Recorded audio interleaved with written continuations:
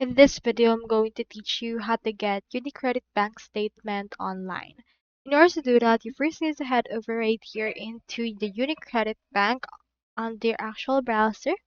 So I have right here this. So as you can see, e-statements are free of charge. You can download it fast. It's available 10 o'clock on the banking day after the end of the month. It's actually secure, environment friendly, simple, easily storable, and official. So to request an e-statement, you can apply for it by clicking on the UniCredit Banking Internet Banking Service, and it will be available on your system for the next month. Of course, you can also request it in person from their consultants and bank branches. So from there, you can click on these ATMs and bank branches. But still you want it online, you can just request it using your internet banking service application of the UniCredit Bank itself. So that's all there is today, and I hope this video actually helped you out.